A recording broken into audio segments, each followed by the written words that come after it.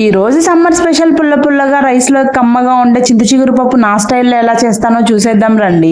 ముందుగా ఒక కప్పు కందిపప్పును 2-3 సార్లు నీటితో శుభ్రంగా కడుక్కొని కుక్కర్ గిన్నెలోకి వేసుకోండి. ఆ తర్వాత 2-3 టమోటాలను తీసుకొని వాటిని కూడా మీడియం సైజ్ ముక్కలుగా కట్ చేసుకొని వేసుకోవాలి. ఇక్కడ నేను కారం కోసం ఎండుమిరపకాయలు తీసుకుంటున్నాను. ఒకవేళ మీరు పచ్చిమిర్చి అయినా తీసుకోవచ్చు.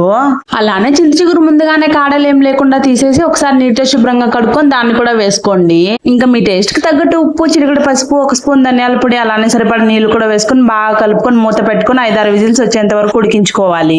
5-6 విజిల్స్ వచ్చిన తర్వాత పప్పు బాగా ఉడికిపోయింది. ఇంకా దీన్ని పప్పు తీసుకొని మెత్తగా రామేసుకోవాలి.